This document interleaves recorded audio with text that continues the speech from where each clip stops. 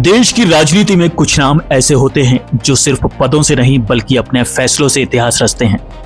ग्वालियर के शाही सिंधिया परिवार से ताल्लुक रखने वाले केंद्रीय मंत्री ज्योतिरादित्य सिंधिया आज अपना 55वां जन्मदिन मना रहे हैं।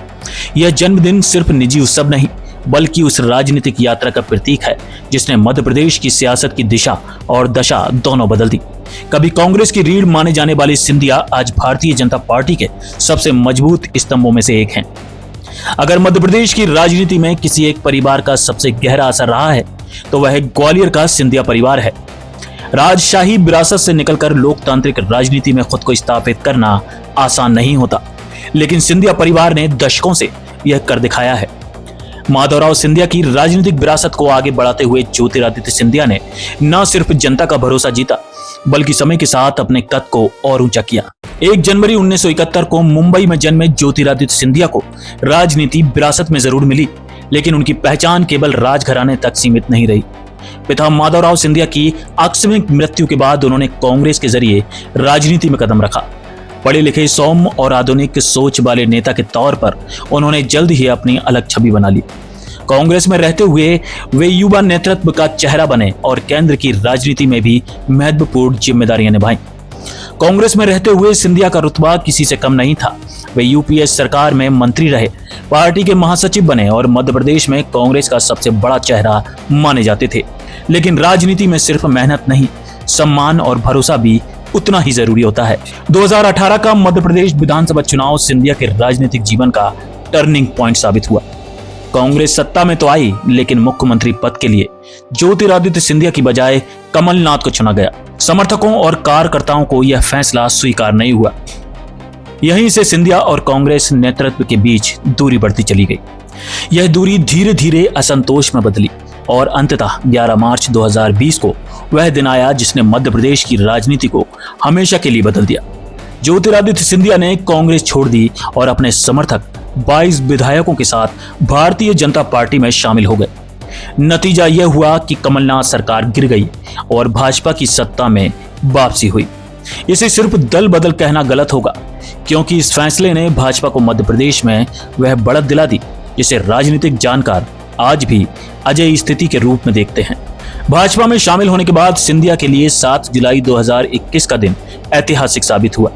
मोदी सरकार के मंत्रिमंडल विस्तार में उन्हें शामिल किया गया और नागरिक उड्डयन जैसा अहम मंत्रालय सौंपा गया। यह महज संयोग नहीं था कि जिस मंत्रालय को कभी उनके पिता माधवराव सिंधिया ने संभाला था, वही जिम्मेदारी बेटे को मिली। इसे राजनीति में विरासत और भरोसे का अनोखा मेल कहा गया।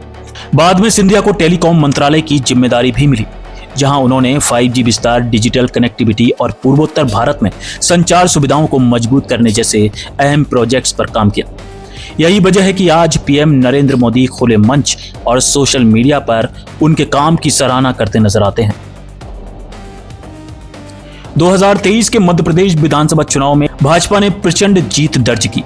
इस जीत में ज्योतिरादित्य सिंधिया की रणनीति, क्षेत्रीय पकड़ और संगठनात्मक योगदान को नजरअंदाज नहीं किया जा सकता। माना जाता है कि कांग्रेस से उनकी बगावत और भाजपा में सक्रिय भूमिका ने पार्टी को लंबे समय के लिए मजबूत आधार दे दिया। जन्मदिन के मौके पर प्रधानमंत्री नरेंद्र मोदी द्वारा सार्वजनिक रूप से सिंधिया की तारीफ को राजनीतिक गलियारों में रिटर्न गिफ्ट के तौर पर देखा जा रहा है। पीएम मोदी ने न सिर्फ उनके टेलीकॉम सेक्टर में किए गए सुधारों की प्रशंसा की, बल्कि पूर्वोत्तर भारत में जीवन स्तर सुधारने के प्रयासों को भी सराहा। यह संदेश साफ है, भाजपा नेतृत्व में सिंधिया की भूमिका सिर्फ वर्तमान तक सीमित नहीं बल्कि भविष्य की राजनीति में भी अहम है।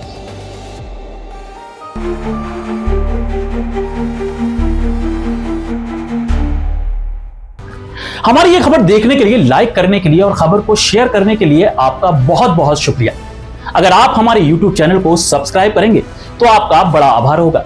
हमें सब्सक्राइब करने के लिए YouTube पर बगैर स्पेस दिए सर्च करें न्यूज इंपैक्ट ग्वालियर और एक क्लिक कर चैनल को सब्सक्राइब करें। हमारे फेसबुक और इंस्टाग्राम पेज को भी फॉलो जरूर करें, जिससे आपको मिलती रहेंगी हर रोज की ऐसी ताजा तरीन खबरें जो आपको कहीं और नहीं मिलेंगी।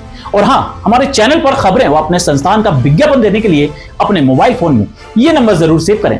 हमारा मोबाइल नंबर है 9300760730। इसी के साथ मैं शाहनवाज, आपके दिल की आवाज, आपसे विदा लेता हूं। फिर मिलेंगे थोड़ी देर में नई खबरों के साथ। जय हिंद, जय भारत।